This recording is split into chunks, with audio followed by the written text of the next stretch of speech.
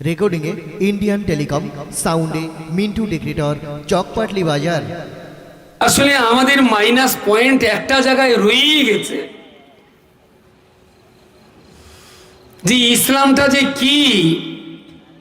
এটা যে কোনো মুসলমানকে দাঁড় করিয়ে যদি জিজ্ঞেস করা হয়, what is the definition of ইসলাম,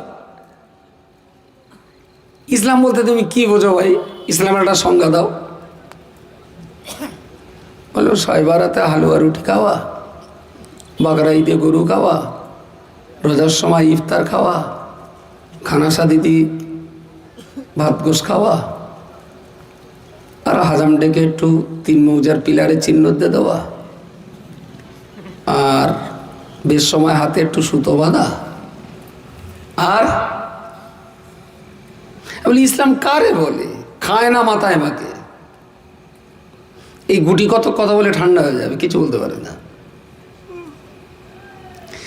এদের ধারণা কোথা থেকে তৈরি হলো যে বাবা মাস্টার, লেখাপড়া না শিখে ছেলেও মাস্টার হবে?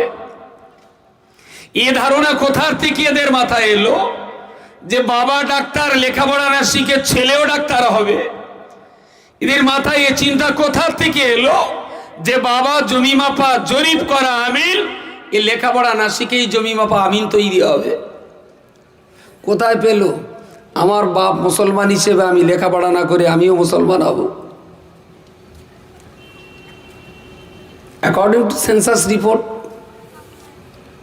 সরকারি জনগণনা রিপোর্টে মুসলমানের বাচ্চা মুসলমান, হিন্দুর বাচ্চা হিন্দু, খ্রিস্টানের বাচ্চা খ্রিস্টান। এটা সরকারি রিপোর্ট।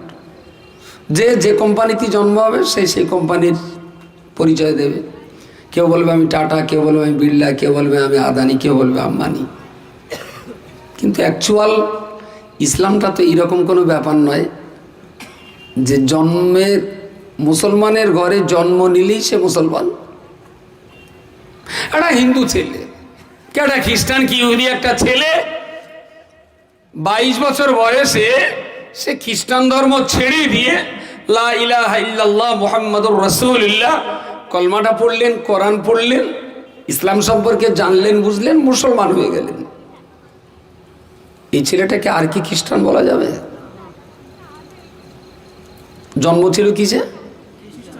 খ্রিস্টান। তাহলে ইসলামের রীতি নীতি আদর্শকে কবুল করার কারণে এখন তার পরিচয় তো পৃথিবীতে খুঁজলে অনেক পাওয়া যাবে। খ্রিস্টান থেকে মুসলমান হয়েছে, পাওয়া যাবে। আচ্ছা, ওর তো জন্মগত পরিচয় ছিল খ্রিস্টান, মুসলমান হলো কিভাবে? ওর নীতি আদর্শ চেঞ্জ করে ইসলামের নীতি আদর্শকে মেনে নিয়েছে। তোর হিন্দুর ঘরে জন্ম নিয়ে, খ্রিস্টানের ঘরে জন্ম নিয়ে যদি আদর্শ চেঞ্জ করার কারণে যদি সে মুসলমান হতে পারে, তাহলে মুসলমানের ঘরে জন্ম নিয়ে আদর্শ চেঞ্জ করার কারণে হিন্দু আর খ্রিস্টানরা কেন হবে না? কথা বলুন। হিন্দুর বাচ্চার ভিতরে ইসলাম ঢুকে গেলে সে যদি মুসলমান হয়ে যায়, খ্রিস্টানের বাচ্চার ভিতরে যদি ইসলাম ঢুকে গেলে সে যদি মুসলমান হয়ে যায়, মুসলমানের বাচ্চার ভিতর থেকে যদি ইসলাম বেরিয়ে যায়, সে তাহলে কি হবে? এইটাই আমাদের মাথার ভিতরে একটা পোকা ঢুকে আছে যে জন্ম নিলেই মুসলমান, এর জন্য আর কিছু পড়াশোনা করা লাগে না। কিন্তু পৃথিবীর একমাত্র ধর্ম ইসলাম, যে ধর্মটা ধরে রাখতে গেলে লেখাপড়া ছাড়া কখনো হয় না। আমি হিন্দু ধর্ম সম্পর্কে খুব ভালো জানি না, খ্রিস্টান ধর্ম সম্পর্কে খুব ভালো জানি না, এক কথায় ইসলাম ছাড়া অন্যান্য ধর্ম সম্পর্কে আমার খুব ভালো ধারণা নেই, যার জন্য আমি সমালোচনা উপরটা করি না। আমার যত সামান্য একটু অর্ধেক লেখাপড়া করেছি ইসলামের উপরে। এই ইসলাম ধর্মটাই হলো মানব জীবন পরিচালনা করবার একটা কমপ্লিট আইন কানুনের সমষ্টি। আইন কানুনের সমষ্টি। কিভাবে খাবে, কিভাবে পড়বে, কিভাবে ব্যবসা করবে, কিভাবে বিয়ে করবে, কিভাবে ঘর বাঁধবে, কিভাবে বাচ্চা কাচ্চা মানুষ করবে, কিভাবে প্রতিবেশীদের সঙ্গে আচরণ করবে, এই টোটাল লাইফের যত আইন কানুন, নিয়ম শৃঙ্খলা, আদেশ উপদেশ পরামর্শ আছে, এই সবগুলোকে এক জায়গায় করে তার নাম দেওয়া হয়েছে ইসলাম। আর ইসলাম শব্দের অর্থ জোরে বলেন শান্তি। আচ্ছা, ইসলাম 5 ওয়াক্ত নামাজ পড়েন, ইসলামে আছে তাই পড়েন। ইসলামে আছে মানে কোরআনে আছে, তাই না? বকরি ঈদের গরু জবাই করে সবটা খান না কিছুটা গরিবকে দেন? কতটা দিতে হয়? 3 ভাগের 1 ভাগ। যদি ছাগল জবাই করেন সেও 3 ভাগের 1 ভাগ। Very good. তো এই যে আমার গাঁটির টাকায় কেনা পশু জবাই করে তার যা গোস্ত হবে, তো 1 ভাগ আমি খেলাম, 1 ভাগ আত্মীয় স্বজনদের, আর 1 ভাগ গরিব দুস্থদের বিলিয়ে দিলাম। কেন দেই না? ইসলামে আছে তাই করি। ইসলামে আছে তাই করি। তাহলে যে ইসলামের ভিতরে প্রতিবেশীর হক আদায় করা, দেহের হক আদায় করা, পিতামাতার হক আদায় করা, সত্য কথা বলা, মিথ্যা দূর করে দেওয়া, প্রতারিত না করা, ধোঁকাবাজি না করা, ওজনে কম না দেওয়া, জেনা বেবিচার না করা, সেই ইসলামই তো শান্তি বিদ্যমান। একটা একটা করে আপনি একটু বিচার করবেন। ইসলাম বলেছে লা তাকরাবুজ জিনা, তোমরা জেনা বেবিচারের ধারে কাছে যেও না। ভারতবর্ষের সংবিধান বলেছে, হ্যাঁ ইসলামে কোরআনে ঠিক তারপরেই আছে, আয-যানিয়াতু ওয়াজ-যানি ফাজলিদু কুল্লা ওয়াহিদিন মিনহুমা মিয়াতা জালদা। আয-যানিয়াতু ওয়াজ-যানি, জেনাকারিনী নারী পুরুষ তাদেরকে শাস্তি দেওয়া হবে। এটা ইসলামের আইন। ভারতবর্ষের সংবিধানে কি বলা আছে যে জেনা বেবিচারী ধর্ষণকারী ওদেরকে চাকরির প্রমোশন করানো হবে? কথা বলেন। তাহলে ইসলামেও আছে জেনা করলে শাস্তি, ভারতবর্ষের আইনেও আছে, কথা বলেন, শাস্তি। 2 নম্বর, ইসলাম বলেছে কখনোই যেন ওজনে দেওয়ার সময় কম দেবে না, নেওয়ার সময় কম নেবে না। যদি কেউ এমনটা করে তাহলে তার শাস্তি দেওয়া হবে। ভারতবর্ষের সংবিধানে কি বলা আছে যে ওজনে কম দেওয়া সুন্নতে মুআক্কাদা? ভারতীয় আইনে ওজনে কম দিলে ভারতবর্ষের আইনে অপরাধী হবে না হবে না? অপরাধী। Very good. নাম্বার 3, ইসলাম বলেছে আনিশকুরুলি ওয়া লিওয়ালিদাইয়া, পরেই বলেছে ওয়ালা তাকুল লাহুমা উফিন ওয়ালা তানহারহুমা ওয়া কুল লাহুমা কাওলান কারীমা। তোমরা পিতামাতাকে সেবা যত্ন করো, মায়ের চিকিৎসা করাও, মায়ের সেবা করো, যত্ন করো, বাপ মার কষ্ট দিও না। বাপ মার সামনে কখনো উফ শব্দটা উচ্চারণ করে তোমার পিতামাতার মনে কষ্ট দিও না। যদি কখনো দাও কপাল পুড়ে যাবে। ইন্নাল জান্নাতা তাহতা আকদামি উম্মাহাতিকুম, তোমার জান্নাত তোমার মায়ের পায়ের তলায়। বলুন সকলে সুবহানাল্লাহ। তাই কোরআন আমাদের বলেছে যে পিতামাতার সেবা যত্ন করতে। সুপ্রিম কোর্টের রায়, ভারতীয় সংবিধান, যে কোনো ছেলে যদি তার বাবা মাকে খেতে না দেয় তাহলে তার বিরুদ্ধে ফৌজদারি বিধিতে মামলা দায়ের করা যাবে এবং তার জেল জরিমানা হবে। কোরআনের সঙ্গে মিল হচ্ছে না? নেই? কোরআনের সঙ্গে আর ভারতীয় আইনের মিল মিল ভেরি গুড। নাম্বার 4, ইসলাম বলেছে আস-সারিকু আস-সারিকাতু ফাকতাউ আইদিয়াহুমা, যদি কেউ চুরি করে তার শাস্তি দেওয়া, হাত কেটে। শাস্তির কথা আছে, চুরি করলে শাস্তি। ভারতীয় সংবিধানে কি চুরি করলে পুরস্কার? আচ্ছা, থানার বড়বাবুর বুলেট চুরি করেছে ভদা, বড়বাবুর বুলেট যদি ধরতে পারে, ভদারে কি খুব যত্ন করবে বলে মনে হয়? শাস্তি হবে না হবে না? ইসলাম বলেছে চুরি করলে শাস্তি, ভারতের সংবিধানেও বলা আছে চুরি করলে শাস্তি। আপনি বলুন, যদি একটা একটা করে গুছিয়ে কথা বলি এখান থেকে সকাল পর্যন্ত বলে ফুরাবে না। ইসলামের ফৌজদারি যতগুলো আইন কানুন আছে, চুরি করো না এই জন্যে যে সামাজিক শান্তি বিঘ্নিত হবে, জেনা করো না এই জন্যে জেনা করলে সামাজিক শান্তি প্রতিষ্ঠিত হবে না,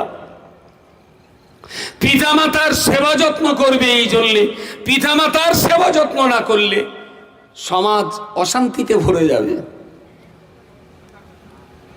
তাহলে কোরআন ইসলাম আমাদের যে সমস্ত আইনগুলো বলেছে, ভারতীয় ফৌজদারি আইনেও সেই সমস্ত ব্যাপারগুলো আমরা দেখতে পাচ্ছি। আজকে যারা ভারতবর্ষের মাটিতে দাঁড়িয়ে ইসলাম সম্পর্কে কুমন্তব্য করছেন, আমি অন্তত তাদের আরেকবার সুযোগ দিয়ে বলছি, ডক্টর বি.আর. আম্বেদকরের রচিত ইন্ডিয়ান কনস্টিটিউশন ভালো করে পড়া হোক। গাঁজার কলকে দম দিয়ে, নাক দিয়ে আর মুখ দিয়ে ধোঁয়া উড়িয়ে কারোর সমালোচনা না করা ভালো। সংবিধানটা পড়ুন। ভারতবর্ষের সংবিধানের ফৌজদারি আইন কানুনের সাথে কোরআন এবং ইসলামের আইন কানুনের যত মিল পাওয়া যায়, এদেশের অন্য কোন ধর্মের আইনের সাথে ভারতবর্ষের সংবিধানের এত মিল পাওয়া যায় না। আমাদের দুটো লাভ, যদি ভালো মুসলমান হয়ে যাই তাহলে ভালো নাগরিক হয়ে যাব। আমার কথা পাওয়া যায়নি? যদি কোরআন মেনে আমি চলতে পারি তাহলে ভারতের সংবিধান মেনে চলাই হয়ে গেল। কারণ কোরআনের আইনের সঙ্গে সংবিধানের আইন তো প্রচুর মিল আছে। আবার আমি যদি উল্টো দিক দিয়ে ভারতবর্ষের সংবিধান অনুযায়ী আমি যদি ভালো নাগরিক হতে পারি, আলহামদুলিল্লাহ, আমি ভালো মুসলমান হয়ে যাব। ভালো মুসলমান হলে ভালো নাগরিক, আবার ভালো নাগরিক হলে ভালো মুসলমান। তাহলে আমরা দুটো হতে হবে না, একটা হলে মাঝে মাঝে সার্ফও কিনলে ওর ভেতরে বাটি টাটি পড়ে না, বোনাস, প্রায় সেই রকম। একটা মেনে চললে অটোমেটিক্যালি আর একটা মানা হবে। কিন্তু খুবই দুর্ভাগ্যজনক সত্য কথা, সবাই যখন পার্লামেন্টে এমএলএ হয়ে, এমপি হয়ে, বিধানসভার এমএলএ হয়ে সবাই যখন শপথ নেয়, কেউ বলে আমি আল্লাহর নামে কসম করে বলছি এই শপথ মেনে চলবো, কেউ বললো আমি মা কালী দিব্যি করে বলছে এই শপথ মেনে চলবো, কেউ বললো ভারত মাতার নামে শপথ করে বলছি আমি এই আপনার সংবিধান মেনে চলবো, কেউ বললো নারাই তাকবীর সংবিধান জিন্দাবাদ, কেউ বললো জয় শ্রীরাম সংবিধান জিন্দাবাদ। সংবিধানটারে সবাই জিন্দাবাদ বলেছে, সে জয় শ্রীরাম বলে বলুক, আর নারায় তকবীর বলে বলুক, আর মা কালী দিব্যি দিয়ে বলুক, আর যীশু খ্রিস্টের পায়ে প্রণাম করে বলুক, ভারতীয় পার্লামেন্টার বিধানসভায় সংবিধানের বিরুদ্ধে কেউ কেউ কথা বলবে না। আর সবাই কিন্তু সংবিধানে মেনে চলার শপথ নিয়েই তবে তারা মিনিস্টার। সংবিধানের মেনে চলার কসম করেই তবে তারা মিনিস্টার। যিনি যে ধর্মের মানুষ তিনি সেই ধর্মের স্রষ্টার নামে কসম করে তবে এটা করতে হয় তাদের। আজও আজ পার্লামেন্টে তা হয়। আচ্ছা, ওই যে শপথ করে বলল যে আমি সৃষ্টিকর্তার নামে শপথ করে বলছি ভারতবর্ষের সংসদীয় গণতন্ত্র অনুযায়ী আমি আমার দায়িত্ব এবং কর্তব্য সুনিপুণভাবে পালন করিব এবং দেশের জনগণের ন্যায্য পাওনা বুঝে দিতে বাধ্য থাকিব, জনগণের স্বার্থ ক্ষুণ্ণ হয় এমন কোনো কাজ করিব না। এরকম অনেকটা পড়তে হয় না? আচ্ছা, ওখান থেকে পড়ে যখন বেরিয়ে আসে তাদের ও সম্পর্কে আর কোনো জ্ঞান ট্যান থাকে? সব কি যে বলে এসেছিল বাইরে বেরিয়ে আর কিচ্ছু মনে থাকে না। ছেলে মেয়ে যখন প্রথম প্রেম করে না, তো মেয়েটা জিজ্ঞেস করে তোমার বাড়ি তো যাবো, তামাশা মাসে শাড়ি দেওয়া, তো তুই একটা করি তুই কড়া নিবি, তাহলে একটু এখান সেখানে বেড়াতে যাবো, তো তুই তো দীঘার থেকে এনে আর একেবারে মালদা পর্যন্ত তুই যেখানে যাবি সব সময় এলে যাবো। বুঝতে পারেননি? প্রেম করার সময় বলো কারোর গায়ে জ্ঞান থাকে না, যা বলে আর এক পক্ষ চোখ বন্ধ করে মেনে নেয়। একবার বললি তিনবার বলে দেয়, কিন্তু পরে যখন বাড়ি আসে সেসব কথা আর মনে থাকে? ঘরটা সব কথা বলে দেবে। ইয়ে भी एक जुमला है। অমিত শাহকে সাংবাদিকরা জিজ্ঞেস করছে, ডন্ট মাইন্ড স্যার, ওই নরেন্দ্র মোদী বলেছিলেন যে দেশের কালো ধন এক জায়গায় জমা করে এক জায়গায় সমস্ত কালা ধন, ব্ল্যাক মানি এক জায়গায় জমা হয়ে গেলে প্রত্যেক জনগণের অ্যাকাউন্টে 15-20 লক্ষ টাকা করে মিলে যাবে, 15-20 লাখ করে মিলে যাবে। যারা প্রাইম মিনিস্টার তো ऐसा कहा था कि हर एक इंसान का ভিত্তি করবে, তবুও যেন অন্যের করে কখনো চুরি করতে যাবে না। যেমন গরিব দুস্থদের অভাবে তাড়নায় ভিক্ষা করতে বললেন, তেমন দেশের কোটিপতি ধনকুবের ব্যক্তি যারা আল্লাহ পাক তাদেরকে লক্ষ্য করে বলে দিলেন, ফাম্মাল ইয়াতীমা ফালা তাকহার ওয়া আম্মাস সাইলা ফালা তানহার। হে পৃথিবীর ধনকুবের কোটিপতি লাখপতি মানুষেরা, কোন ইতিম মিসকিন যখন তোমার সামনে হাত পাতবে, খবরদার তুমি তাদের খালি হাতকে খালি করে ফিরিয়ে দেবে না। কোন গরিব সাইল ক্ষুধার্ত ব্যক্তি যদি খাবার জন্য পোশাকের জন্য তোমার কাছে হাত পাতে, আমি আল্লাহ পাক তোমাকে বলে দিলাম, ফালা তানহার ফালা তানহার, কোনদিনের জন্য বিমুখ করে তাদের বাড়ি পাঠাবে না। জোরে সরে বলুন সুবহানাল্লাহ। এরে বললেন খেটে খা, বললো খেটে খেতে চলছে না, তাহলে ভিক্ষে কর। তাহলে ভিক্ষে করলে কেডা দেবে? আল্লাহ বললেন দেয় কিনা দেয় আমি দেখে নিচ্ছি। বড় লোকদের বদলে দিন হাত পাতলি মাল দিবি। বড় লোক বললেন আমি খেটে খুঁটে ওর দেবো কেন? খেটে খুঁটে তৈরি করেছি তো, আমি তোর দিতে যাবো কি জন্য? আল্লাহ বললেন হ্যাঁ দেওয়া লাগবে, দিতেই হবে তোর। يوم يحمى عليها في نار جهنم فتقوى بها جباههم وذنوبهم وظهورهم هذا ما كنزتم فذوقوا أنفسكم ما كنتم تكنزون।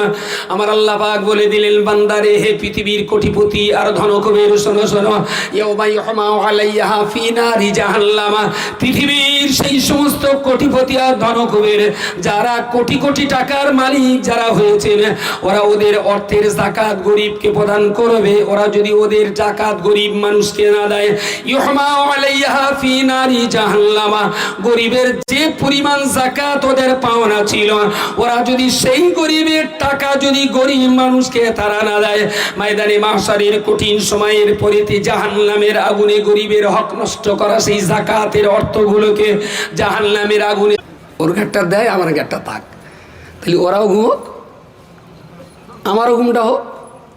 এর নাম ইসলাম। সুবহানাল্লাহ বলেন।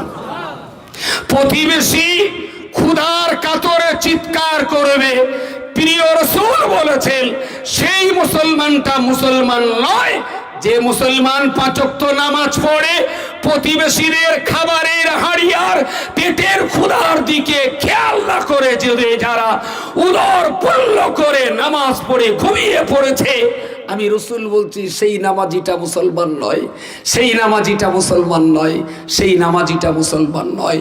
তোমার উদর পূর্ণ করে খাওয়ার আগে খোঁজ নেওয়া দরকার তোমার প্রতিবেশীদের পেটে কিছু ক্ষুধার উদরের জঠর জ্বালা আছে কিনা।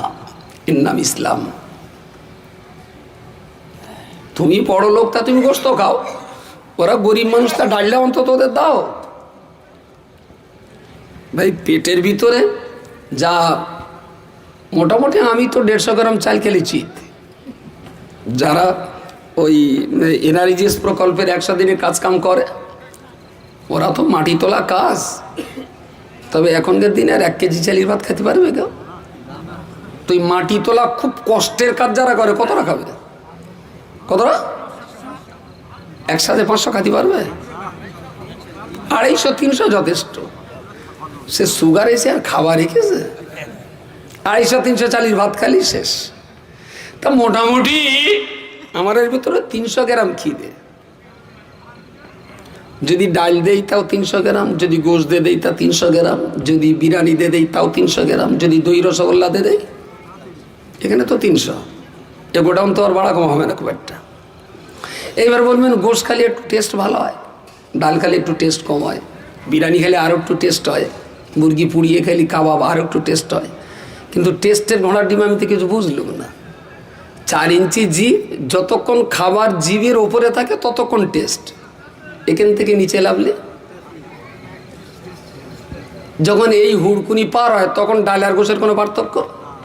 তা কি চুলকুনি কি ডাল আর গোশ নিয়ে টানাটানি হয় আমার তো মাথায় ঢোকে না, শুধু 4 ইঞ্চির জন্যে। এই আমার কথা কি বড্ড ভুল হচ্ছে? মজা তো জিবির ওপরে যতক্ষণ থাকবে ততক্ষণ মজা, জিভ পার হয়ে গেল মানে পুরো এক সমান। তো ডাল দিয়ে খেলে 8 টাকায় হবে, খাসির গোস্ত দিয়ে খেলে 80 টাকা লাগবে। তো এই ফেদার 4 ইঞ্চির জন্য আমি 72 টাকা শেষ করব? 4 ইঞ্চির জন্য 72 টাকা খাওয়া করবো কেন আমি? হ্যাঁ, আমার যদি খাসি খাওয়ার যোগ্য থাকে, পৃথিবীর কেউ বলবে না হারাম, হালাল টাকা দিয়ে খাসি খান, কোনো দোষ নেই। গরিব মানুষ ঠিক আছে, হালাল টাকা দিয়ে ডাল খাও, কোনো দোষ নেই। কিন্তু গরিব যদি মোটে কিছু না পায় তাহলে তো ঘুমাতে পারবে না। আমি খাসির গোস্ত খেয়ে ঘুমোতে যাব, ওরা মোটেই কিছু পায়নি, আর্তনাদার চিৎকার চেঁচামেচি, উদরের জঠর জ্বালায় তাদের অস্থিরতা। প্রিয় রসুল বলেছেন তোমার যোগ্যতা আছে, তুমি খাসির গোস্ত খাও, আমি রসুল বারণ করছি না, তবে প্রতিবেশীকে অন্তত একটু ডাল ভাতের ব্যবস্থাটা করে তুমি ঘুমিয়ে পড়ো। এর নাম ইসলাম। অত্যন্ত দুঃখের সঙ্গে বলতেই হয়, দেশের অর্থনৈতিক একটা শান্ত বিড়েল, একদম শান্ত বিড়েল, এখন ঘরের ভেতরে জামার জন্য ইলিশ মাছ রান্না করে সে সাউরি আর সরপোষ দিদি বলেনি। আর অনেক দিন পরে বিড়েল ফাঁক পেয়েছে, তো জম টানা টেনে দেশ। আর বিড়েল এমনি একটু মাছ ভক্ত, সাউরি দেখে সর্বনাশ, ও যদি শাকের হাঁড়িতে মাথা দিতে খুব একটা জাত যেত না, পুরো ইলিশ মাছের হাঁড়ি শেষ। আস্তে আস্তে এসে দরজার সেগল তুলে দেশ। বিড়েল এখন ওর ভেতরে, ওরা এতেকাপ করা ছাড়া কোনো লাইন নেই, ভেতরে বন্দি। এইবারে দুটো ছেলে ডেকে এনে বললো ভেতরে ঢোক, লাঠি নে, ঠ্যাঙা বিড়েলটার তুরন্ত মাছ চালাচ্ছে রুতের। আর ও তো কেউ কেউ টেটা যাও ডাকছে, দরজা ছাড়ে না। বিড়েল মার খেয়ে কি একবার ঘরে আড়ায়, একবার দুড়ুম করে বিসলি আপনার ওই চালির বস্তার ওপরে, ওখান থেকে তিড়িং করে ঘোড়া টাকের ওপরে, যেখানে যাচ্ছে সেখানেই বাড়ি। ও দেখলো যেভাবে এরা দুটো লেগেছে, আমার বাঁচার কোনো, জীবনের শেষ পর্যায়ে যখন এসে যাবে, ও কিন্তু একটা সুযোগ নেবে পাল্টা আক্রমণের। কথা বলা যায়নি? বিড়েল কিন্তু শান্ত, ও কিন্তু ঝগড়া করা, কামড়ানো, খামচানো, হিচড়ানো, আক্রমণ, সন্ত্রাস চরিত্র ছিল না তার। কিন্তু নিরপরাধী বিড়ালের উপরে পরিকল্পিত মাফিক, পরিকল্পনা মাফিক যদি এই জুলুম আর এই অত্যাচার ঘন্টার পর ঘন্টা যদি চলতেই পারে, জীবনের শেষ প্রান্তে দাঁড়িয়ে বাঁচার আশায়, তখন ওর উপরে ঝাঁপিয়ে পড়ে। যেই ঝাঁপিয়ে পড়বে অমনি বাড়ির এসে আনন্দবাজার ডেকে বলবে এটা লিখে নাও, রামেশ্বরপুরের সন্ত্রাসবাদী বিড়ালের সাংঘাতিক রকমের অত্যাচার, সন্ত্রাসবাদী বিড়েল। প্রিয় শ্রোতামণ্ডলী, মনে রাখুন, আমি আপনাকে যে কথা বলছিলাম, দেশের গরিব দুস্থ ইতিম অসহায় আমি আজকে ওদের ডাল দেব না, ওদের পোশাক আমি দেব না, শীতকালে সবার একটা লেপ কথা কম্বল তাদের দেব না, উদরের জঠর জ্বালা তারা নিবারণ করতে পারছে না, ওরা অত্যন্ত গরিব হওয়ার কারণে সংসার তারা পরিচালনা করতে পারছে না, কাজকামের তেমন অর্থ উপার্জনের সংস্থা তাদের সামনে খোলা নেই, কোটিপতির বাড়িতে ভিক্ষার হাত তারা পাতার পরে কেউ তাদের ভিক্ষা প্রদান করেনি। এমন জটিল ও কঠিন পরিস্থিতিতে তারা যখন 10টা 20টা 50 100 200 গরিব দুস্থ এতিম অসহায় না আছে, তাদের ইজ্জত ঢাকা। তো কাল পরশুর ভিতরে সকালে ঘুম ভেঙে উঠে দেখবেন এয়ার ইন্ডিয়া বিক্রি হয়ে গেছে। সরকারি সংস্থা বিমান পরিবহন সংস্থা এয়ার ইন্ডিয়া খুব তাড়াতাড়ি বিক্রি হয়ে যাচ্ছে। কাগজপত্র ভেরি গুড। যেভাবে দেশের অর্থনৈতিক পরিকাঠামো সর্বশান্ত করে দিচ্ছে এই সরকার, আমাদের দেশের কিছু হিন্দু ভাই এখনো বলতে দেখো, আর যাই হোক না হোক, রাম মন্দিরটা তো হয়ে গেছে। তো কাকা, তুমি রাম মন্দিরে পুজো দিতে যাওয়া, ওখানে বাবরি মসজিদ হলি, আমি কোনোদিন ওখানে নামাজ পড়ার জন্য অযোধ্যায় যাব না। কারণ আমার বইকারার মসজিদে নামাজ পড়লি যে সব, অযোধ্যার মধ্যে নামাজ পড়লেও যদি মনে করি স্বভাব বেশি লাগবে তাহলে মক্কা মদিনায় যাব, অযোধ্যায় যাব কেন? সুতরাং ও মসজিদ নিয়ে আমার খুব মাথা ব্যথা ছিল না। তবে এটা ঠিক, বিচারটা হয়েছে বাঁদরের পিঠে ভাগ করার মতো। সত্য কথাটা তো বলতে পিছপা হলে হবে না। মন্দির হলো কি মসজিদ হলো, ওখানে মন্দির হলেও এখানকার কোনো হিন্দু পুজো দিতে যাবে না, মসজিদ হলেও এখানকার মুসলমান সব করে নামাজ পড়তে যাবে না। আমি চাচা সেনায় হলো, গ্যাস কত ছিল আর এখন কত হলো? তাহলে হ্যাঁ খোকা একটু বেড়েছে। বললাম কাকা এই যে দিনের পর দিন জিনিসপত্রের দাম বাড়ছে, পেঁয়াজ কত করে কিনলে? তাহলে খোকা 140 টাকা। আমি তাহলে মূলো খাও, দেশের অবস্থা কোন দিকে যাচ্ছে? তাহলে তো খোকা পেঁয়াজ হয়তো 150 টাকা কিলো, আর রাফায়েল বিমান কটা কিনেছ দেখেছ? বুঝতে পারেননি ওর মাথায় কি ঢুকিয়েছ বলেন দিনে? রাফায়েল বিমান। আমি রাফায়েল বিমান দে তোর বলো তরকারির রান্নার সময় তেলে পেঁয়াজ না দে যদি বিমান দিস তাতে তো তরকারি বলো মজবে না। এর মাথায় রাফায়েল বিমান ঢুকিয়ে দে, তার সেই বিমানের নেশাও ফের ভোট দেবে, তাতে ওর পেঁয়াজ 150 টাকা হয়ে হোক, তাতে ওর গ্যাস 2000 টাকা হয়ে হোক। প্রতিশ্রুতি ছিল প্রতি বছর 2 কোটি মানুষের বেকার চাকরি দেবে, সেখানে প্রতি বছর 2.5 কোটি করে চাকরি পাওয়া মানুষ বেকার হচ্ছে। শুধু ধর্মটাকে সাইনবোর্ড বানিয়ে দেশটাকে কিভাবে বিক্রি করা হচ্ছে, ধর্মটাকে সাইনবোর্ড বানিয়ে। এই জন্যই বোধহয় কার্ল মার্কস বলেছিলেন যে ধর্ম একটা আফিন, এই জন্যই যে ওই আফিন একবার খাইয়ে দে যা পারবা তাই করি গেল। বা বুঝতে পারেন না?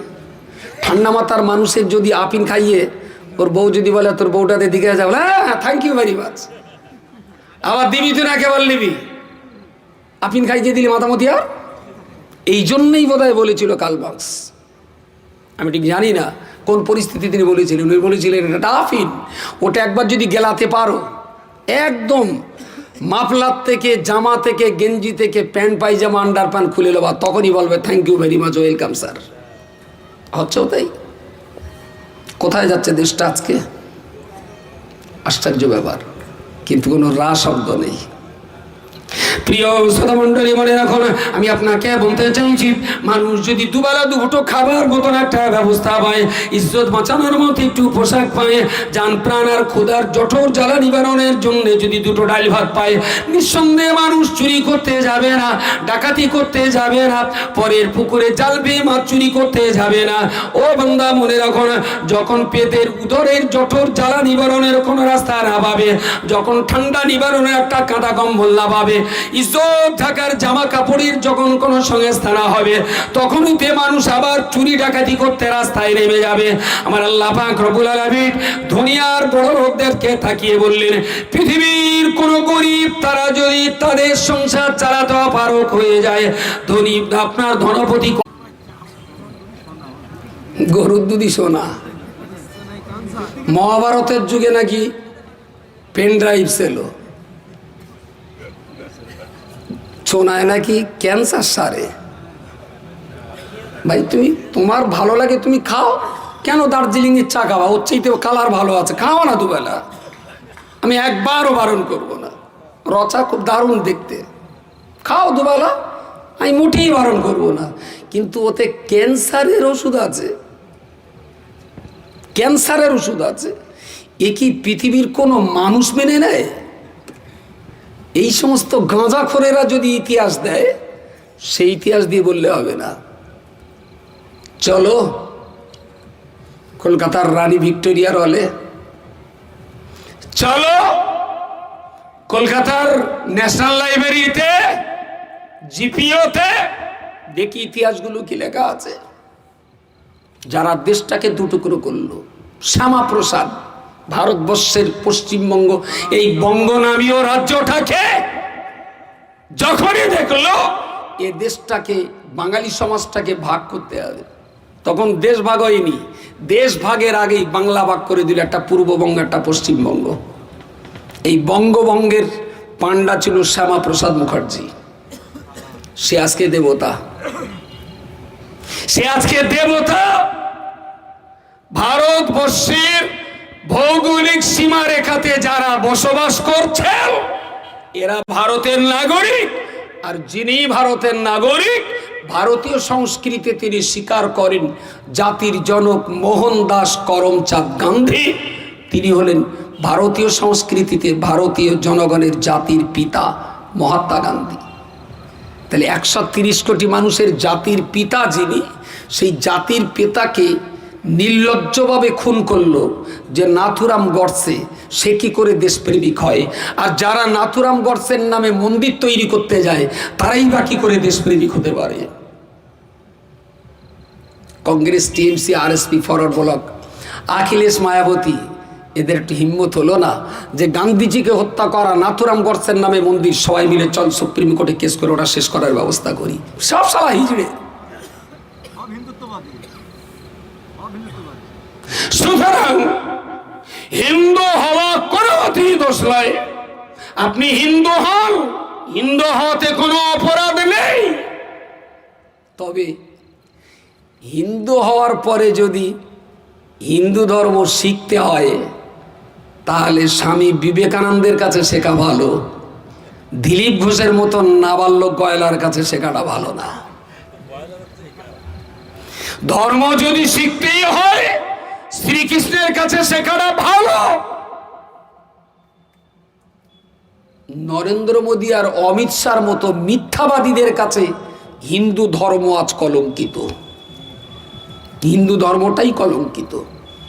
হিন্দু হওয়াতে দোষ নয়। তবে আরএসএস যারা, সে হিন্দু হোক আর মুসলমান হোক, এরা হলো দেশের জন্য সবচেয়ে বড় হুমকি, সবচেয়ে বড় হুমকি। ঠিক এই জায়গায় দাঁড়িয়ে ইসলামের এত সুন্দর সমাজ জীবনের সামাজিকতাটাকে আজ উল্টো করে ব্যাখ্যা দিয়ে আরএসএস, বিজেপি, বজরঙ্গ দল, শিবসেনা সোশ্যাল মিডিয়াতে, ফেসবুকে, হোয়াটসঅ্যাপে, গুগলে, ইয়াহুতে, জরপিয়া, অর্কুটে, প্রতিনিয়ত সোশ্যাল মিডিয়াতে ইসলামের বিরুদ্ধে তারা গালি দিয়েই চলেছে, গালি দিয়েই চলছে। আপনি ভাবতে পারেন এখনো তারা তাদের পেজে লিখছে গান্ধীজিকে মেরেছি, বেশ করেছি, সুযোগ পেলে জওহরলাল নেহরুকে আমরা খুন করতাম। বিজেপির পেজে এখনো লিখছে, এখনো আরএসএস এর পেজে এগুলো লিখছে। আমি বললাম ভাই, আপনি গান্ধীজিকে মেরেছেন, নেহরুকে মারবার কথা বলছেন। সংবিধানও তো লেখা আছে দেশটা ধর্ম নিরপেক্ষ। একটা কাঁচা খিস্তি দিয়ে বলছে ও সংবিধান আমরা মানি না। ভারতবর্ষের সংবিধান আমরা মানি না। আমি বলি তোমার বাবা যে শপথ করে পার্লামেন্টে ঢুকলো, তাহলে সংবিধানের নামে শপথ করে পার্লামেন্টে ঢুকেছে সংবিধান পুড়িয়ে শেষ করার জন্যে। বুঝতে পারেননি কাদের হাতে দেশ পড়ে গেছে, কোথায় আছি আমরা? প্রিয় শ্রোতা মণ্ডলী, মনে রাখুন, আমি দেশের হিন্দু, মুসলিম, শিখ, ইসাই যারা আছেন সব ধর্মের মানুষের কাছে পরিষ্কার করে নিবেদনের সঙ্গে বলতে চাইছি, আপনি খ্রিস্টান, আমি হিন্দু, আপনি হিন্দু, আমি মুসলিম, আপনি শিখ, আমি বৌদ্ধ, ধর্ম যার যার হোক না কেন, কিন্তু এ কথা তো মাথায় রাখতে হবে, আপনি আপনার ধর্ম মসজিদে পালন করবেন, আমি আমার ধর্ম মন্দিরে পালন করব। ধর্ম যার যার কাছে থাক না কেন, আসলে দেশটা আপনারও যতটা আমারও ততটা। দেশ যদি বাঁচে তো আপনার ধর্ম বাঁচবে, দেশ বাঁচলে এ দেশে আমার ধর্ম বাঁচবে। আসলেই যদি দেশটা না বাঁচে তো ধর্ম কোথায় করবে? দেশ যদি না বাঁচে ধর্ম করবেন কোথায় ভাই আপনি? দেশ বাঁচলে মন্দির বাঁচবে, দেশ বাঁচলে মসজিদ বাঁচবে। যদি দেশটাই না বাঁচে, আজকে গোটা দেশটাই জলাঞ্জলি দেওয়ার চক্রান্ত 1925 সাল থেকে তারা করে আসছে, আর এখনো তারা চালিয়ে যাচ্ছে। আমি উপস্থিত জনমণ্ডলী যারা আছেন তাদের বইপত্র পড়ে ন্যায় সত্য সঠিক জিনিসগুলো উপলব্ধি করবার জন্যে এই চিৎকার চেঁচামেচি। ইসলাম মানুষ মারার জন্যে নয়, বাঁচাবার জন্যে ইসলাম। খাবার কেড়ে খাওয়ার জন্যে ইসলাম নয়, নিজের খাবার অন্যকে ভাগ দেওয়ার নাম ইসলাম। উলঙ্গ করিয়ে দেওয়ার নাম ইসলাম নয়, নিজের এক পিস পোশাক দিয়ে অন্যের উলঙ্গ দেহ ঢেকে দেওয়ার নাম ইসলাম। কাঁদাবার নাম ইসলাম নয়, কান্নার চোখের পানি মুছিয়ে হাসি ফোটাবার নাম ইসলাম। রাজা বাদশাদের আমলে হিন্দু ভাইরা যতটা নিরাপদ ছিলেন, নরেন্দ্র মোদী আর অমিত শাহর রাজত্বে হিন্দুরা ততটা নিরাপদ নয়। 1100 বছরে কত হিন্দু মরেছে দেখান, আর গত 6 বছরে কত হিন্দু এর হাতে করে মেরেছে আমি দেখাচ্ছি। গৌরী লঙ্কেশকে কারা মেরেছিল, প্রিয়াঙ্কাকে কারা হত্যা করেছিল, ইউপির হরিজন মন্দিরকে কারা ভাঙলো, একটা তাক মন্দির ভাঙেনি। আরে মসজিদতে একটা ভেঙেছে, হাজারো মন্দির চুরিয়ে দিয়েছে। কোনো পত্র পত্রিকায় লেখা হয় না বলে আপনারা খবর পাচ্ছেন না। এরা তো মন্দিরের পক্ষের লোক না, এরা মসজিদের পক্ষের লোক না, এরা টাকার পক্ষের লোক। মাল যেখানে এরা সেখানে। সুতরাং আপনার হিন্দু হওয়াতে আমি স্যালুট করি, তবে আরএসএস হয়েছেন মানে আমি মনে করি দামড়া গরুর সাথে আর আরএসএস এর কোনো পার্থক্য নেই।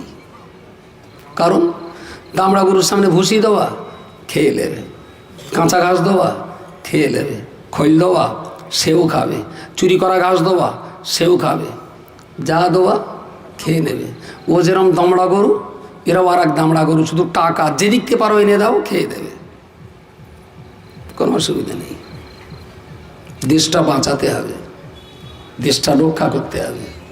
সুতরাং দেশের জনগণের কাছে আমি আবার বলছি, হিন্দু ধর্ম ভালো না মুসলমান ধর্ম ভালো, এই বিচারটা না যে, এই বিচারটায় না যে এখন বিচার করা হোক দেশটা ছিল কোথায়, এরা 6 বছরে নিয়ে গেছে কোথায়, 6 বছরে দেশটাকে এরা কোথায় নিয়ে গেছে। এনআরসি কোনো অসুবিধা নেই তো, বললো national registration for citizen, very good.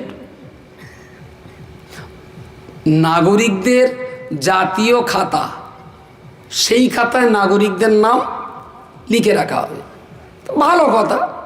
আমার বাড়ির ছেলে পিলে করে আমি যদি একটা খাতায় লিখে রাখি, তা দেশের লোক বারণ করবে কেন? আমার লিখতেই পারে। তারপর দেশের জনশক্তি বাড়ছে না কমছে, মেয়ে কতটা, মধ্য কতটা, চাকরি করে কতজন, না করে কতজন, এটা একটা হিসেব রাখার দরকার। তার সে সেন্সাস রিপোর্ট হয়, এরপরে বললেন সেন্সাস রিপোর্টে হবে না, আমার নাগরিকদের খাতা করতে হবে। তা আলহামদুলিল্লাহ করো।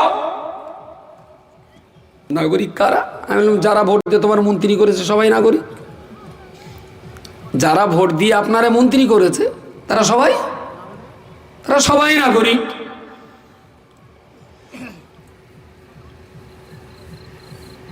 একটা ছেলে বিয়ে করেছে, এমন সে মৌলভী সাহেবের টাকা দেয়নি, ওর 500 টাকা দেওয়ার কথা মানে গ্রামের লোক সচরাচর এইরকম দেয়। এখন ওর টাকা চেয়েছে, তার ছেলের বাপ বললো ভাই এক্ষুনি ছেলের বিয়েতে বড্ড টানাটেনি, তোমারটা একটু থাক, পরে হবেনি। তা হাটে হাটে চায়, পথে ঘাটে দেখালি, বললো ভাই হবেনি। তারপর তুমি বিয়ে পড়ে গেছো, ঠিক হয়েছে কি না হয়েছে দেখি, ছেলে বিলে হয় কি, বলা যায় না। তোমার মন্ত্র ভুল হলে হয়তো কচি নাও হতে পারে, হলি তোমার টাকা আমি নিশ্চয়ই দেবো, আমি মারবো না। এখন এই জাতি অনেক দিন পরে আবার সে কলা গাছে আবার টেট হয়ে গেছে, ও সে খবর টবর নিয়ে একদিন বাড়ি গেছে। ওই যা ভাই তোমার সে বেপড়ে গেলুম, তোমার বাপ দেবে বলতে বলতে তোমার বাপ তো চলে গেল, মরে গেল, তা তুমি অন্তত বেপড়াইনের টাকাটা আমার দাও। তো বলছে ভাই তোমার সেই কবে বেপড়ে গেলে সেইটাকে এখনো, তো বলছে এ তো টাকা দেবে না, বাপও যেরকম টাকা কোনো মতে দেবে না। তো তুমি যে দোয়াদানি পড়ে বিয়ে করে গেলে, ও তোমারও দোয়াদানি ঠিক হয়নি। তাহলে তোর বেটা কি? তাহলে না বেটা ঠিক আছে, পড়বো লেখেটা, তাহলে তুমি দোয়াদানিটা, তাহলে দোয়াদানিটা ঠিক না, দোয়াদানিটা ঠিক না। যে বিয়ে পড়ে গেছে তার পড়ানোটা ঠিক হয়নি, তবে বাচ্চাটা হালাল জাদা, বুঝতে পারেন? এখন এ তো জ্বালায় পড়ে গেছে, যেই বলেছে দোয়াদানিটা ভুল, তাহলে তো ভাই আমার বেপড়ানো যদি ভুল হয় তাহলে তোর ওটা তো শালা বেজম্মা, আর তুই যেখানে শুয়েছিস তো মেয়েটি সব ফেনা হয়ে যাচ্ছে, কারণ ও তো তোর স্ত্রী না। তাহলে না আমার বিয়ে ঠিক আছে, বাচ্চা হালাল জাদা, তাহলে আমি বিয়ে পড়ে গেছি ঠিক আছে, তাহলে ওইটা ভুল এইটা ঠিক, বুঝতে পারেননি? 500 গ্রাম আটা চুরি করে এনে বাড়ি এসে খাওয়া হবে, তোর বউটা একটু সুবিধা পেয়ে না, ওই দেখ তো চুরি করে আটা রুটি খালি অসুবিধা আছে। তাহলে দেখ চুরি করিস তো আটা, আর যখন খাবো তখন তো আর আটা থাকবে না, তখন নাম হবে রুটি। তুই রুটি পানি দিয়ে দলা কর আর বেলে গরম করবি, ওই গরমের চোটে হারামের বিষ কেটে যাবে। চুরি করা আটার রুটি কোনোদিন হালাল হয়েছিল? আটা যদি হারাম হয় রুটি তাহলে, বে যদি ভুল হয় কচি তাহলে কচি। যারা ভোট দিয়েছে তারা যদি বেনাগরিক হয় তাহলে এই ভোটে যারা মন্ত্রী হয়েছে তারাও তাহলে বেজম্বা মন্ত্রী পাকা। এখানে বললে হবে না, পার্টি অফিসে চিৎকার করে বলতে হবে। এইভাবে দেশের যে নাগরিক দুহাত তুলে তোমাদের আশীর্বাদ করে ভোট দিল, আজকে তাদেরকেই তুমি বলছো এরা নাগরিক কিনা যাচাই করব। নাগরিক কিনা যাচাই করবে। বাপ মা ঘরে শুয়ে রয়েছে, ঢুকে বাপ আর মা ডেকে তুলে বলছে তোমরা বিয়ে হইল কিনা যাচাই করবো, তারপর এক ঘরে শুয়ে দেবো। আর তোর বাপ মার যেদিন বিয়ে হইলো তুই সেদিন ছিলি কমনে? তুই বাপের বিয়ে যাচাই করতে যাচ্ছিস? কত বড় নির্লজ্জ বেহায়া, অসভ্য, ধোঁকাবাজ, চিটিং বা চিটার না হলে দেশের জনগণকেই বিপদে ফেলতে পারে তারা। আর জনগণ একটা অংশ এখনো সেই নেশায়। আর কিছু হোক না, গঙ্গা মন্দিরটা তো হয়ে আসছে, কিন্তু এর ভবিষ্যৎ যে কোন জায়গায় যাবে ও একবারও ভাবছে না। এনআরসি যদি করতেই হয়, ভোটার লিস্ট দেখে যত লোক তোমাদের ভোট দিয়েছে এদের প্রত্যেকের পরিবার ভারতবর্ষের নাগরিক। একটাই দাবি, আদারওয়াইজ নেভার। যদি এ দাবি মানা না হয়, বিনিময়ে যা চাইবে তা দেওয়ার জন্য আমরা তৈরি আছি। দ্বিতীয় কোনো জায়গায় যাবে না। হিন্দু এদেশে ছিল, আছে, থাকবে। বাংলাদেশ থেকে হিন্দু যারা এসেছে তারা আমাদের প্রতিবেশী। যদি থাকতে না দেবে তাহলে ঢুকতে দিলে কেন?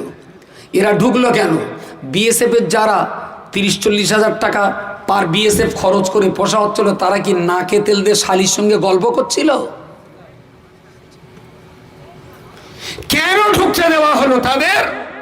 আর ঢুকতেই যখন দিয়েছেন, রেশন কার্ড দিয়েছেন, আধার কার্ড দিয়েছেন, আইডি দিয়েছেন, প্যান কার্ড দিয়েছেন, স্কুলে পড়ার সুযোগ দিয়েছেন, চাকরি দিয়েছেন। আজকে 40 বছর বলছেন আপনারা এ দেশের না। জনগণের মার কেওড়াতলা পার, বুঝতে পারেননি? এসব কথার কোনো যুক্তি আছে? কোন যুক্তি আছে? সুতরাং হিন্দু মুসলমান যারা আমাদের দেশে আছেন, সবাই ছিল, সবাই আছে, সবাই থাকবে, সবাই থাকবে। এটা মুসলমানের আন্দোলন নয়, এটা হিন্দুর আন্দোলন নয়, এটা ভারতবর্ষের জাতীয় সংহতি, ভারতবর্ষের ধর্মনিরপেক্ষ চরিত্র, ভারতবর্ষের গণতান্ত্রিক চরিত্র এবং ভারতবর্ষের সাহিত্য সংস্কৃতিকে বাঁচিয়ে রাখার লড়াই। সুতরাং এই লড়াইটা আমাদের যেভাবে হোক জিততেই হবে। সারা ভারত জুড়ে মুভমেন্ট হচ্ছে, মুসলমান কড়া আন্দোলন করছে, বাজে কথা। মুসলমানের আন্দোলন তুলনামূলক খুবই কম। শুধু জোরে নারায়তক বিদ্যায় লোকে মনে করে অনেক লোক, কিন্তু সারা ভারতের খবরটা তো আমরা জানি, টুকটাক তো নেওয়ার চেষ্টা করছি। মুসলমানের আন্দোলনের সংখ্যাটা খুব কম। তুলনামূলকভাবে দেশের বাংলাদেশ, আপনার চীন, আপনার নেপাল, ভুটান, আফগানের এক অংশ, পাকিস্তান, এই বিরাট এরিয়া জুড়ে প্রায় 35,000 ছোট ছোট দেশে বিভক্ত ছিল। ছোট্ট ছোট্ট, এই 12-14-15 কিলোমিটার মিলে এরা একটা ছোট দেশ। মোগল সম্রাটরা এসে এই 35,000 ছোট ছোট ছোট ছোট দেশগুলোকে একটার পর একটা জোড়া দিয়ে দিয়ে, কোথায় এদিকে শ্রীলঙ্কা, ওদিকে একেবারেই হিমালয়ের পাদদেশ, এদিকে বর্মা, পশ্চিমে আরব সাগর, এদিকে চীনের পাদদেশ পর্যন্ত এই বিরাট 35,000-এর মতো ক্ষুদ্র ক্ষুদ্র জনগোষ্ঠীকে এক জায়গায় করে একটাই নাম দিয়েছিলেন, দিস ইজ আওয়ার হিন্দুস্তান। জোরে জোরে বলুন সুবহান আল্লাহ, সুবহান আল্লাহ। हम लोग तोड़ने के लिए नहीं, हम लोग जोड़ने के लिए काम कर रहा हूँ। আমরা টুকরো করার পক্ষে না, আমরা জোড়ার পক্ষে। আর আমরা যা জুড়ে দিয়েছিলাম তোমরা তা ধরে রাখতে পারোনি, বরং ব্রিটিশের দালালি করে দেশটাকে আবার তোমরা 3 টুকরো করলে, 8 টুকরো করতে দেব না। এদেশের মাটি, এদেশের আবহাওয়া, এদেশের জলবায়ুর সঙ্গে আমার মায়ের নাড়ির টান, আমার মায়ের নাড়ির সঙ্গে আমার যেমন গভীর প্রেমের সম্পর্ক, ভারতবর্ষের প্রতি ইঞ্চি মাটির সঙ্গে আমার গভীর প্রেমের সম্পর্ক জড়িয়ে। সুতরাং তুমি মনে করো না যে হুই করবার আমি পাকিস্তানে চলে যাব, এটা সম্ভব হবে না, এটা সম্ভব হবে না। ছিলাম এখানে, আছি এখানে, থাকবো এখানে। তবে তুমি যে আমাদের হিন্দু মুসলমানের মাঝে বিরোধ করিয়ে দিয়ে ফায়দা তোলার চেষ্টা করবে, এটাও আমরা কোনো অংশে করতে দেব না। তাদের কাজ বিভাজন করার, আমাদের কাজ জোড়া দেওয়ার। কোনো বিভাজনের রাজনীতিতে আমি বিশ্বাস করি না, পছন্দ করি না। আমার এই গুটি কত কথা যা আপনাদের সামনে বলেছি একটু মাথায় রাখুন আর আমার জন্য দোয়া করুন। সবাইকে ক্লিয়ার বোঝা গেছে? আমি টিএমসি পার্টি করি, তার মানে এই নয় যে এনআরসি বিরোধী কংগ্রেসে সবাই যেতে পারবো না। আমি সিপিএম করি, তার মানে এই নয় যে এনআরসি বিরোধী কংগ্রেসে সবাই আমার যাওয়া বারণ। আসলে এদের বিরুদ্ধে, আরএসএস এর বিরুদ্ধে যারাই সভা করুক না কেন, সে সভাতে সবাই মিলে যাবেন। আর আগেও বলেছি, আবারও বলছি, তাদের কাজ ভাগ করে দেওয়া আর আমাদের কাজ জোড়া লাগিয়ে দেওয়া। আমাদের প্রতিবেশী হিন্দু মুসলিম যারা আছেন, কারোর সঙ্গে যেন অসৎ আচরণ না হয়, মিলেমিশে থাকুন। তারা তো দাঙ্গা বাঁধিয়ে চলে যাবে, বাস করতে হবে তো আপনারা আমার। আমি আর আপনি কেন দাঙ্গা লাগিয়ে আমার পরিবেশকে নষ্ট করতে যাব? কেন আমার এই সুন্দর জায়গাটাকে আমি অসুন্দর করব? সুতরাং যত বেশি আমরা মিলেমিশে থাকতে পারবো, আরএসএস এর মুখে তত বেশি ঝামা ঘষে দেওয়া হবে। এ কথাটা ভুলে গেলে হবে না। বিসমিল্লাহ শরীফ সহ ফাতিহা শরীফ, ইখলাস শরীফ, দরুদ শরীফ, কালমা শরীফ, তবে ইস্তেগফার তেলাওয়াত করুন, একটু সওয়াব রেসানি হবে। আচ্ছা, বলছি ইসলামিক হিস্ট্রিতে দু একজন লেখকের নাম একটু বলবেন, লাইব্রেরিতে গিয়ে পাওয়া যাবে? ও ইসলামিক, আসলে তো অ্যাকচুয়ালি ইন্ডিয়ান হিস্ট্রি হয় না, হয় ইসলামিক হিস্ট্রি নাই, আপনার ওই কী বলে আধুনিক হিস্ট্রি আর কি। আপনি যেমন বললেন না যে যেন তেন লেখকের বই হবে না, ও আপনি পিকে হিস্ট্রির বই পড়ুন, রমিলা থাফারের বই পড়ুন, রমিলা থাফার যে হিস্ট্রি। আর ওই ফেসবুকে রমিলা থাফারের এতে যাবেন, উনি তো হিস্ট্রিয়ান ভালো, ওনার তালিকায় প্রচুর ভালো ভালো হিস্ট্রিয়ান আছে। রমিলা থাফার খুব ভালো। দোয়াটা প্লিজ একদম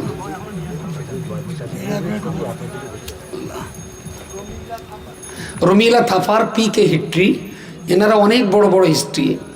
আর আমাদের গোলাম আহমদ মুর্তজা সাহেবের লেখা ইতিহাসের ইতিহাস, বাজেয়াপ্ত ইতিহাস, ইতিহাসের ইতিহাসটা এখন আর পাবেন না, চেপেরাকে ইতিহাস, এগুলো পাবেন, পড়ুন। তারপরে আপনার ওই রমিলা থাফারের ফেসবুক লাইক পেজ আছে, ওখানে যাবেন, প্রচুর হিস্ট্রিয়ান ওনার লাইকার আছেন, ওই সাইটটা দেখবেন, আপনি অনেক হিস্ট্রিয়ান সম্পর্কে, ভালো ভালো ঐতিহাসিক সম্পর্কে আপনি জানতে পারবেন। তারপর আরেকজনই আছে না, খুব ভালো বক্তা, কানাইয়া কুমারের ফেসবুকে যাবেন, ওখানে বেশ কিছু ভালো ভালো ঐতিহাসিক আছেন। ঠিক আছে, এখান থেকে খুঁজে নেবেন, ভালো ভালো বই পাবেন। যিনি যেখানে আছেন দোয়া শরীক হন। আল্লাহুম্মা আমিন। রব্বানা আতিনা ফিদ দুনিয়া হাসানাহ ওয়া ফিল আখিরাতি হাসানাতাও ওয়া কিনা আযাবান নার ওয়া আদখিলনাল জান্নাতা মা'আল আবরার ইয়া আজিজ ইয়া গফফার ইয়া রাব্বাল আলামিন। ইয়া আল্লাহ, বৃষ্টি বাদলার ভিতর দিয়ে হলেও আজকের এই মজলিসে নওজওয়ান যুবক ছেলেরা একেবারে প্রাণপণ কষ্ট লড়াই করেও তারা এই মজলিসের আয়োজন করেছে। মালিক, আপনার দয়া না থাকলে তারা পারত না। আপনি দয়া করে এ কাজ যখন করিয়ে নিয়েছেন, মেহরবানি করে এদের কাজটাকে আপনি কবুল করুন। বিনিময়ে যা সওয়াব দান করেন, প্রিয় রসুলের দরবার শরীফে সওয়াব পৌঁছে দিন। तमाम अम्बिया औलिया गौस कुतुब सूफी दरवेश ओली আব্দালগণের রূহে সওয়াব পৌঁছে দিয়ে আল্লাহ তাদের রুহানি দোয়া আমাদের নসিবে কবুল করুন। খাস করে এদেশের সমস্ত পীর মাশাইখ ওলি আব্দাল, সর্বোপরি কোরআনের মুফাসসিরিন, হাদিসের মুহাদ্দিসিন, ফতোয়া ফরায়েদের ইমাম মুজতাহিদিন, দিনের সালিকিন, মুবাল্লিগিন, মুজান্নিদিন, মুসান্নিফিন, সালিকিন হযরতগণের রূহে সওয়াব পৌঁছে দিন। রব্বুল আলামিন ফুরফুরা শরীফের পীর কেবলা সহ এদেশের মাটিতে সকল আলিম, হাফিজ, কারি, মৌলানা, মুফতি, ইমাম, মুআজ্জিন, খতিব, মুতাওয়াল্লি যারা কবরস্থ হয়েছেন, বসিরহাটের আল্লামা দরগাবুরি সাহেব, নওমানী সাহেব, চিশতি সাহেব, পাঁচ হুজুর কেবলা, আল্লাহ তাআলাদের সকলের রূহে সওয়াব পৌঁছে দিন। এ আল্লাহ, আমাদের এই দেশে যারা দ্বীন ও ইমানের ঝান্ডা নিয়ে ঘরে ঘরে ইসলামের বাণী, শান্তির বাণী পৌঁছে দিয়েছিলেন, তারা আজ অনেকেই খবরের মানুষ হয়েছেন। আল্লাহ তাঁদের সকলের রূহে সওয়াব পৌঁছে দিন। বিশেষ করে এপারের মাটিতে শুয়ে থাকা মরহুম মগফুর মখদুম শাহ সুফি দরবেশ আলী সাহেবের রূহে সওয়াবটুকু পৌঁছে দিয়ে আল্লাহ তার রুহানি দোয়া আমাদের নসিবে কবুল করুন। আল্লাহ, আমাদের আব্বা আম্মা, শ্বশুর শাশুড়ি, পিতৃমাতৃ খানদানের সকল ইমানদার নরনারীদের রূহে সওয়াব পৌঁছে দিন। আল্লাহ, তাদের মৃত্যু পরবর্তী জীবনকে আপনি সুখময় করে দিন। রব্বুল আলামিন কবর, হাসর, কিয়ামত, সিরাত, মিজান, জাহান্নাম থেকে তুরিয়ে আপনার দয়ার জান্নাত তাদের নসিবে কবুল করুন। আল্লাহ, আমরাও কবরে চলে যাব, যতদিন আপনি বাঁচিয়ে রাখেন মুসলমান হালাতে বাঁচান, যেদিন মৃত্যু দেবেন ইমানদার হালাতে মউত দেবেন। আল্লাহ, ইয়া আল্লাহ, আমাদের দেশ পরিচালনার দায়িত্ব জালেম আর খুনি সরকারের হাতে পড়ে গেছে। আল্লাহ, এই অত্যাচারী খুনি সরকারের হাত থেকে এই দেশটাকে আপনি হেফাজত করুন। আল্লাহ, আল্লাহ, আমাদের দেশের জাতীয় ঐতিহ্যকে আপনি সুরক্ষা দান করুন। আল্লাহ, আল্লাহ, আমাদের সন্তান সন্ততি যারা পড়াশোনা করছে তাদের স্মরণ শক্তি আর মুখস্থ শক্তিকে বাড়িয়ে দিন। রোগ শোক, যারা বিধি বিপদ মুসিবত থেকে আমাদের পরিবারের সবাইকে আপনি হেফাজত করুন। রব্বুল আলামিন, আল্লাহ, যারা অভাবের তাড়নায় গরিবতায় কষ্ট পাচ্ছেন তাদের হালাল রুজিতে বরকত নসিব করুন।